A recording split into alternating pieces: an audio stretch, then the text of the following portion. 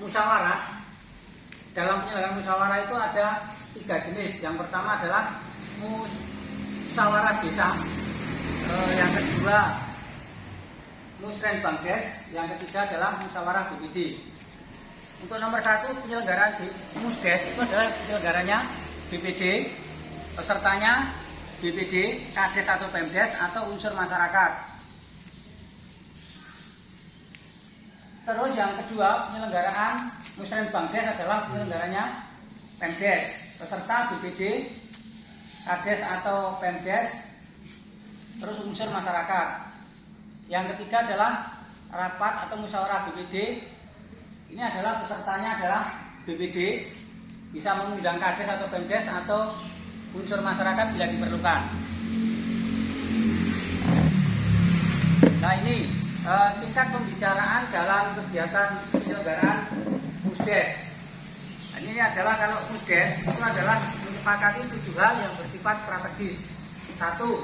Penataan desa, perencanaan desa, kerjasama desa, rencana investasi yang masuk ke desa, pembentukan BUMDes, penambahan dan pelepasan aset, serta kejadian luar biasa.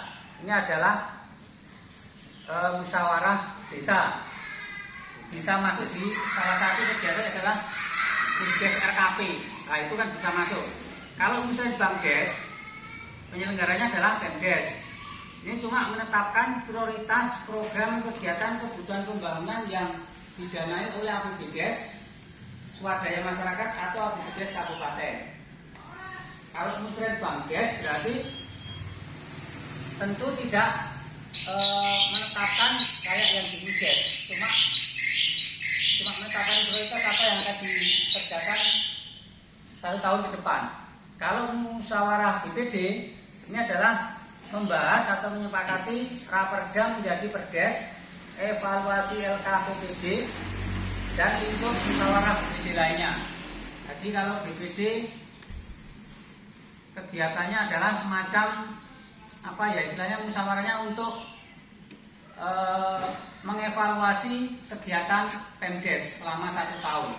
Jadi ditetapkannya di musyawarah BPD. Jadi BPD berembuk bagaimana evaluasi secara keseluruhan kegiatan pembangunan desa selama 1 tahun. Nanti bisa dibahas bersama-sama dengan anggota BPD dan ketua BPD. Nah ini adalah nomor 2, fungsi dan tugas Badan Permusyawaratan Desa. Tugasnya banyak banget, Bapak Ibu, ada 13, terus fungsinya ada 3, wewenangnya ada 13. Salah satunya adalah mengajukan raperdes rancangan peraturan desa menjadi kewenangan BPD. Tetapi hampir kebanyakan BPD kita memang di wewenang ini belum begitu fokus. Karena ya istilahnya apa? Kapasitas kita lah, pengetahuan kita terkait BPD dari kabupaten, dari kecamatan itu tidak mengharapkan seperti itu, tidak menganjurkan seperti itu. Yang pasti yang diharapkan BPD itu adalah bersinergi dengan Pemdes. Sementara itu toh. Ya, saya ke situ. Iya, saya lihat di beberapa BPD memang seperti itu. Ini tugasnya lumayan banyak, menggali aspirasi masyarakat. Tapi kebanyakan ya cuma wilayah masing-masing.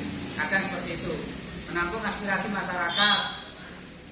Untuk nomor 5 ini penyelenggaraan musyawarah BPD ini dilaksanakan dalam rangka menghasilkan keputusan BPD yang bersifat strategis.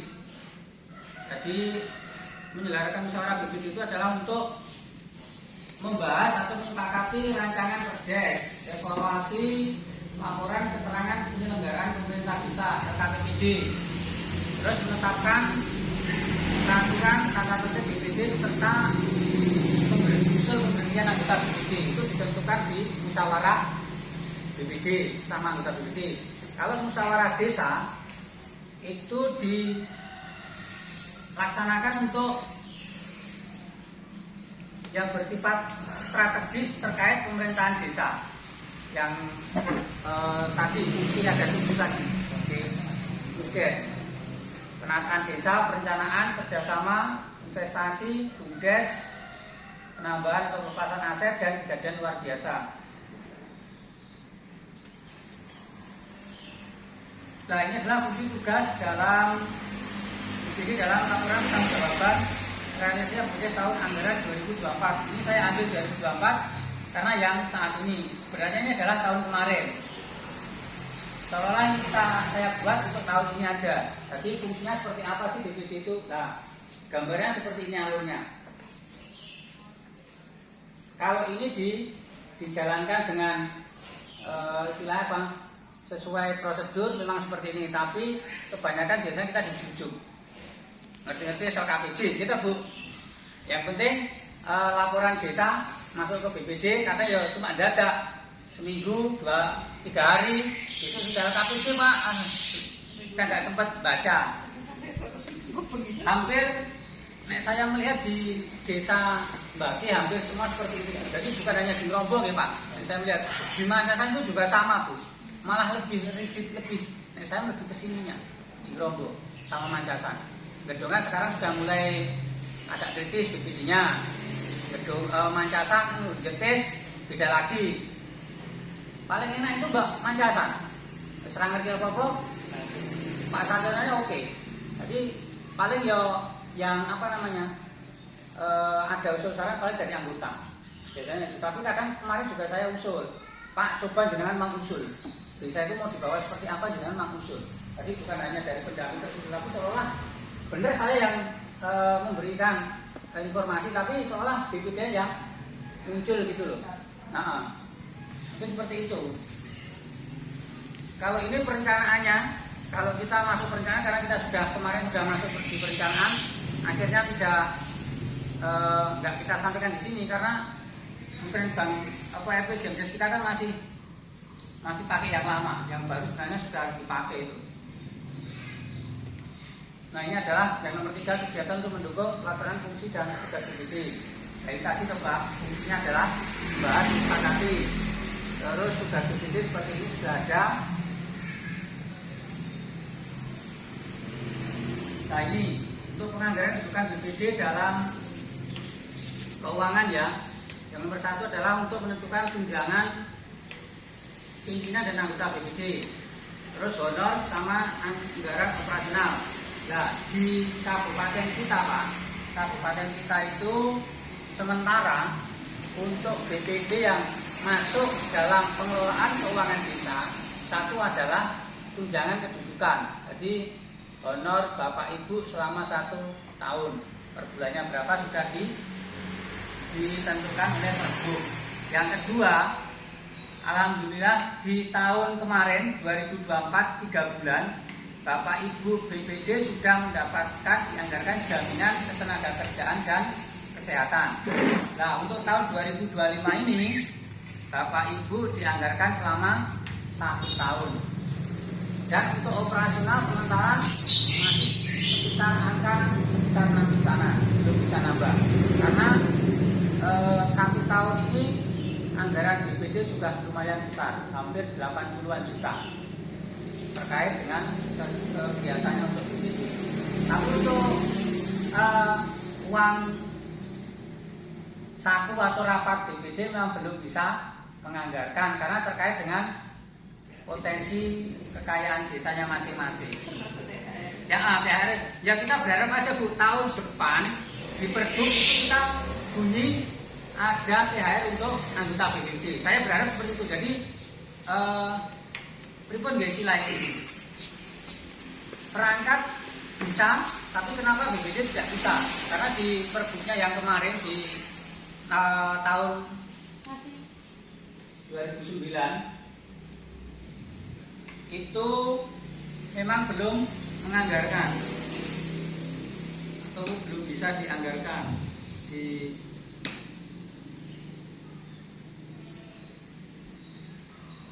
tapi harapan saya bahwa Ibu untuk ke depan paling tidak adalah beberapa anggota kita yang ngatur ke Ibu biar bisa ditambahkan THR untuk anggota BPD dan ketua BPD-nya. Entah 1 kali gaji 1 bulan kan tidak masalah, yang penting kan bisa masuk dulu di Pergubnya. Kayak yang kemarin di perangkat desa itu memang kemarin sama, tidak menyebut angka berapanya, tapi bisa dianggarkan lewat APBDes. Kemarin gitu bunyinya. Terus direvisi di APBDes pun lewatnya harus PAD. Selain PAD nggak bisa. Nah, mudah-mudahan di tahun ke depan BPD juga sama.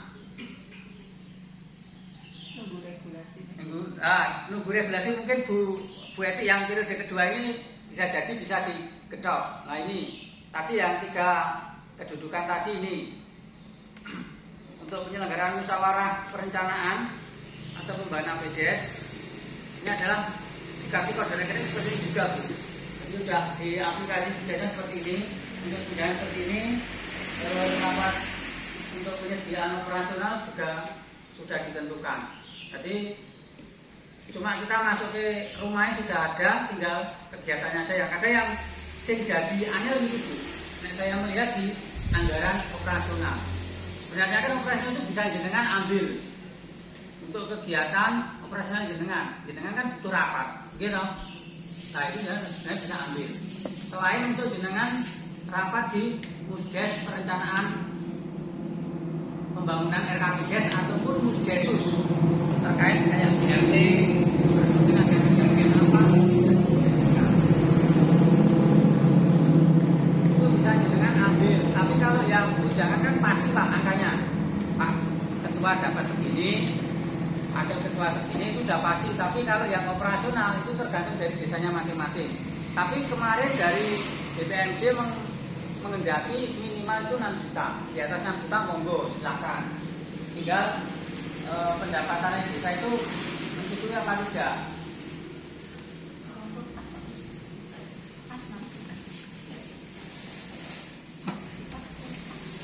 Nah ini tadi yang terkait RAB ya. Untuk RAB ini penyusunannya disusun sebenarnya pas waktu perencanaan Musdes RKP. Itu sebenarnya sudah harus menyusun sebenarnya, tapi kadang desanya yang agak terlambat. Kalau nggak diingatkan sampai bulan September aja kadang masih RKP. Padahal ini sebenarnya sudah rutin ya Pak, bahwa itu ya sebenarnya rutin, tapi ya itu mungkin terlalu banyak kegiatan desa akhirnya nah mungkin cuma itu Bu yang bisa saya sampaikan terkait pengetahuan atau kapasitas untuk BPD. Sebenarnya ada lagi nih terkait dengan ini ada lagi kinerja. Jadi selain tugasnya BPD adalah sebagai mitra Pemdes, ini ada beberapa hal yang perlu diperhatikan oleh anggota BPD terkait dengan laporan. Berarti BPD itu apa dipikir BPD nggak harus laporan ya, sebenarnya harus laporan. Tetapi nek nonton situasi di tempat kita, di kecamatan kita itu memang BPD jarang yang melakukan pelaporan. Tapi cuma saya ambil agak besarnya aja.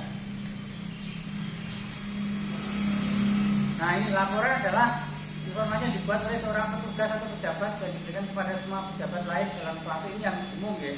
Tapi kalau untuk kinerja BPD, nah ini volume tertulis ini tertuang dalam Permendagri nomor 110 tahun 2016. Karena kita masih menggunakan Permendagri untuk terkait BPD kita menggunakan Permendagri. Tapi kalau kegiatan desa kita menggunakannya Permen Desa. Nah ini adalah laporan kinerja. Dari pasal tadi disebutkan laporan kinerja BPD merupakan laporan atas pelaksanaan tugas BPD dalam 1 tahun anggaran.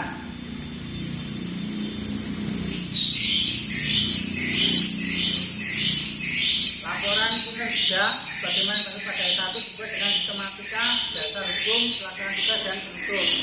Laporan kinerja BPD sebagaimana dimaksud pada ayat 1 dilakukan secara tertulis kepada bupati atau wali kota melalui camat serta disampaikan kepada kepala desa dan forum musyawarah desa secara tertulis ataupun lisan.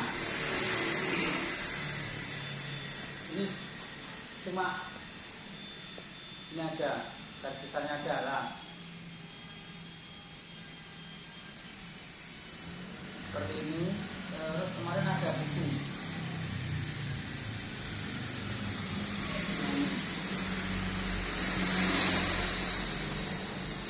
saya ibu, bapak ibu. Jadi BPD ini juga harus punya buku seperti ini. Misalnya, dengan belum punya bukunya dalam penganggaran itu kan ada operasional ya, bisa untuk diberikan buku seperti ini. Bukunya macamnya banyak banget. Ataupun nggak bisa buku yang bisa kita buat dalam bentuk Excel itu Pak. Nah itu file aja nggak apa-apa. Iya. Jadi kayak pemerintah juga Bu, BPD itu. Nah, kayak PKK, ada bukunya macam-macam, jadi banyak banget. Mungkin Bapak Ibu, mungkin itu yang bisa saya sampaikan ya. Pada teman-teman karena kita juga perlu belajar bersama, belajar juga terkait dengan fungsi ataupun tugas pokok dari seorang BPD.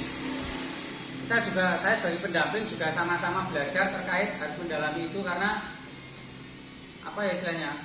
Karena kita harus sejalan untuk mengevaluasi kegiatan yang ada di desa.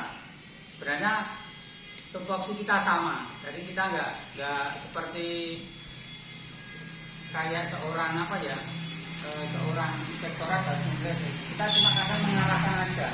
Entah itu sudah dijalankan apa tidak, yang penting kita sudah mengingatkan Pemdes, oh ini loh sih bener. Ketika itu nggak dilakukan oleh Pemdes, BPD yang penting sudah memberikan arahan, saya gitu. Pendamping juga sama. Mungkin sekian yang saya sampaikan, kurang lebihnya saya mohon maaf, waktu saya kembalikan kepada pembawa acara. Assalamualaikum warahmatullahi wabarakatuh.